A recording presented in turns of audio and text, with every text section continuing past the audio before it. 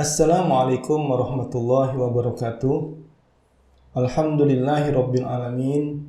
Alhamdulillahillazi anzala as-sakinata fi qulubil mu'minin liyazdadu imanan ma'a imanihim.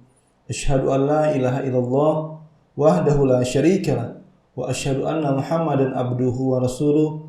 Allahumma shalli wa sallim wa barik ala sayyidina wa habibina wa syafi'ina wa maulana Muhammad wa ala alihi wa sahbihi wa barik wa salim ajma'in. Di sana sekalian yang dirahmati oleh Allah, apa kabar pian semuanya? Mudah-mudahan dalam keadaan sehat walafiat, diberkahi umurnya dan dilancarkan segala usaha-usahanya. Amin ya rabbal alamin. Selawat serta salam tercurah kepada panutan kita baginda Muhammad sallallahu alaihi wasallam. Selawat serta salam juga kepada keluarga beliau, kepada para sahabat, dan kepada pengikut-pengikut beliau yang tetap istiqomah dalam menegakkan Islam dimanapun mereka berada. Jamaah, kali ini insya Allah Guru Yudi akan membahas atau menyampaikan atau membacakan 3 pertanyaan. Pertanyaan-pertanyaan yang mudah-mudahan ini juga menambah wawasan kita semuanya terhadap ajaran-ajaran Islam, wabil khusus adalah tentang ruqyah syariah dan gangguan-gangguan jin. Pertanyaan pertama, jamaah yang dirahmati oleh Allah, Ustadz, apakah kita harus melakukan ritual khusus untuk bisa menyembuhkan orang yang terkena gangguan jin atau kesurupan, seperti puasa mutih atau mengamalkan amalan-amalan sampai ribuan kali, katanya seperti itu. Ini pertanyaan yang pertama. Ya insya Allah jamaah yang dirahmati oleh Allah, kita akan bahas. Jadi jamaah, memang banyak beredar di masyarakat, kalau kita ingin menyembuhkan orang dari gangguan-gangguan jin katanya, maka ada amalan-amalan tertentu yang harus kita lakukan. Misalnya, kita harus melakukan puasa mutih, mungkin selama seminggu, selama 15 hari, atau selama 40 hari, biasanya seperti itu anjuran-anjurannya. Atau mengamalkan wirid-wirid, yang wirid-wirid tersebut dibaca sebanyak ribuan kali. Mungkin yang pernah saya contohkan dulu, membaca Asmaul Husna sampai ribuan kali, membaca wirid-wirid tertentu sampai ribuan kali. Nah, kalau tidak dengan cara seperti itu, katanya apa yang akan kita lakukan itu tidak akan bisa menolong orang ataupun mendapatkan kesaktian-kesaktian.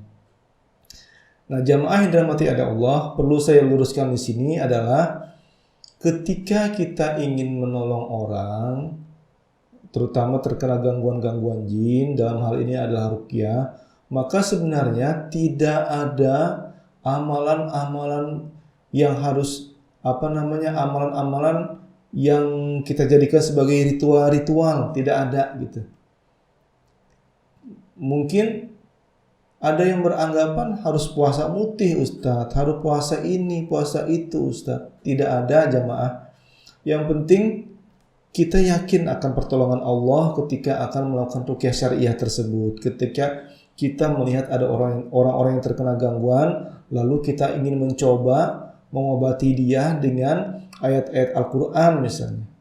Sehingga tidak ada amalan-amalan tertentu yang harus kita jadikan ritual sebagai awal dari kita ingin menolong orang. Kenapa? Karena memang tidak ada contoh-contoh dari Rasulullah harus mengamalkan ini, harus melakukan ritual ini, harus melakukan ritual itu, tidak ada gitu. Yang penting yang pertama jamaah yang dirahmati oleh Allah adalah yakin kita akan pertolongan Allah, yakin kita akan bantuan-bantuan Allah, dan yakin kita akan dimudahkan oleh Allah dalam melakukan terapi ruqyah tersebut. Ya tentu saja harus kita dahulukan dari diri kita sendiri dulu. Contoh misalnya, kita sendiri harus terbebas dari yang namanya kemusyrikan. Kita tidak lagi bergantung pada jimat-jimat, benda-benda pusaka ketika akan menolong orang lain dari gangguan-gangguan jin. Kita tidak boleh ketika meruqyah orang lain, mengobati orang lain tersebut masih mengandalkan batu, masih mengandalkan benda-benda pusaka, masih mengandalkan sabuk-sabuk ataupun jimat. Tidak ada lagi seperti itu. Jadi benar-benar kita murnikan akidah kita dan tidak melakukan atau tidak meminta bantuan kepada selain Allah. Tidak melakukan meminta bantuan kepada benda-benda. Itu yang pertama. Terus yang kedua, jamaah yang dirahmati oleh Allah, yang harus kita baca adalah bacaan-bacaan Al-Quran atau doa-doa yang dicontohkan oleh Rasulullah Shallallahu Alaihi Wasallam. Apapun yang kita baca dalam ayat-ayat Al-Quran, insya Allah akan menjadi obat. Apapun yang kita baca untuk melakukan terapi kepada orang yang terkena gangguan dari ayat-ayat Al-Quran, asal kita yakin insya Allah akan menjadi manfaat bagi mereka. Akan menjadi obat bagi mereka. Al-Quran ketika dibacakan kepada orang-orang yang sakit, baik sakit medis ataupun sakit non-medis, insya Allah akan menjadi obat. Kenapa? Karena Allah sudah berfirman, wa nunazzilu minal Qur'an ma huwa shifaa wa rahmatul lil mu'minin. Dan kami turunkan Al-Quran itu agar menjadi obat, akan menjadi obat, menjadi penyembuh bagi orang-orang yang beriman, kata Allah. Jadi setiap ayat-ayat Al-Quran yang kita baca insya Allah akan menjadi obat. Ini yang kedua ya. Jadi kita tidak lagi meminta bantuan kepada apalagi minta bantuan kepada bangsa jin, tidak. Ruqyah atau ruqyah syariah tidak melakukan atau tidak meminta bantuan-bantuan kepada bangsa jin ketika meruqyah, ketika melakukan terapi ruqyah. Betul-betul meminta pertolongan hanya kepada Allah melalui bacaan-bacaan Al-Quran ataupun doa-doa yang pernah dicontohkan oleh Rasulullah Shallallahu Alaihi Wasallam. Jadi tidak perlu kita mengamalkan yang namanya puasa mutih. Kalau puasa mutih itu kan dia berpuasa dan harus mengkonsumsi, ketika berbuka harus mengkonsumsi warna-warna makanan-makanan yang berwarna putih gitu. Cuma mungkin nasi ataupun putih telur ataupun yang lainnya. Nah, ini tidak ada contohnya dari Rasulullah makanan-makanan atau puasa-puasa yang seperti itu. Kalau memang berpuasa, puasalah sebagaimana yang dicontohkan oleh Rasulullah. Puasa Senin Kamis, puasa Daud, atau puasa Ayyamul Bid, seperti itu ya. Kalau yang wajibnya adalah puasa di bulan Ramadan. Puasa-puasa yang sunnah yang lain mungkin perlu kita cari kira-kira apa lagi puasa-puasa yang memang diajarkan oleh Rasulullah Shallallahu Alaihi Wasallam. Ini jadi jamaah, ketika kita ingin melakukan ruqyah, ingin menyembuhkan orang atau menolong orang dari gangguan-gangguan jin, tidak perlu melakukan ritual-ritual yang mungkin tidak ada contohnya dari Rasulullah Shallallahu Alaihi Wasallam ya. Itu yang pertama. Terus yang kedua, pertanyaan yang kedua, Ustadz, saat saya diganggu jin, muncullah perkataan-perkataan yang mengandung kesyirikan yang tidak saya sadari. Saya juga sering sesak napas, lupa dan suka berburuk sangka kepada orang lain. Apakah ketika saya mengucapkan kata-kata yang penuh dengan kemusyrikan tersebut diampuni oleh Allah? Ya Ustadz, terima kasih atas jawabannya. Nah, jamaah yang dirahmati oleh Allah, ketika seseorang yang sedang kesurupan, ketika seseorang dalam kuasa penguasaan bangsa jin, kadang-kadang dia melakukan gerakan-gerakan khusus. Saya sering meruqyah, ada orang-orang yang ketika dia tidak sadar dalam gangguan atau dalam penguasaan jin, dia melakukan ritual-ritual, melakukan gerakan-gerakannya itu ya penyembahan mungkin kepada batu, mungkin kepada benda-benda yang lain. Pokoknya gerakan-gerakannya seperti menyembah kepada sesuatu yang bukan penyembahan kepada Allah. Kadang-kadang juga ketika meruqyah, ada orang-orang yang ketika diruqyah dia kesurupan, tanpa dia sadar dia merapalkan mantra-mantra yang sebenarnya mantra-mantra itu adalah bangsa jin yang menggerakkan mulutnya, yang sedang membaca mantra-mantra mungkin penguatan bagi dirinya atau ingin mengeluarkan ilmu-ilmu yang dimilikinya, ilmu-ilmu sihir yang dimilikinya. Sering sekali jamaah hal-hal seperti ini kami dapatkan. Nah, jamaah yang dirahmati oleh Allah, ketika manusia dalam penguasaan jin, dalam keadaan kesurupan, lalu dia melakukan gerakan-gerakan seperti penyembahan atau merapalkan mantra-mantra, melafalkan bacaan-bacaan yang sebenarnya bacaan-bacaan itu mengandung kemusyrikan kepada Allah. Sebenarnya ketika dia kesurupan, dia tidak berdosa. Dia ketika melakukan itu tidak berdosa. Kenapa? Karena dia masih dalam penguasaan bangsa jin. Seperti itu ya. Ataupun ketika diruqyah tersingkap pakaiannya lalu terlihat oleh orang lain auratnya, insya Allah dia tidak berdosa. Makanya kalau meruqyah, orang meruqyah wanita, biasanya kami sarankan mereka memakai mukena. Supaya apa? Supaya auratnya tidak tersingkap. Kenapa? Karena mukena tersebut pakaiannya cukup lebar dan panjang seperti itu. Jadi jamaah yang dirahmati oleh Allah, insya Allah tidak ada dosa bagi orang-orang yang sedang kesurupan dalam penguasaan jin. Dia mengucapkan kalimat-kalimat yang mengandung kesyirikan atau melakukan gerakan-gerakan seperti penyembahan kepada selain Allah. Dia tidak terkena dosa. Kenapa? Karena dia tidak sadar dalam melakukan tersebut, di luar kesadarannya, sehingga insya Allah dimaafkan oleh Allah. Dan ini juga merupakan jihad bagi dirinya untuk melawan gangguan-gangguan jin. Nah, jamaah yang dirahmati oleh Allah, untuk selanjutnya dia harus bisa menjaga dirinya, membentengi dirinya dengan baik, dengan sholat, dengan ibadah yang baik. Pertama, ibadah sholat. Jangan sampai sholatnya ini masih ada bolong-bolongnya lagi. Yang tadinya bolongnya mungkin isya, ayo penuhi sholat isyanya.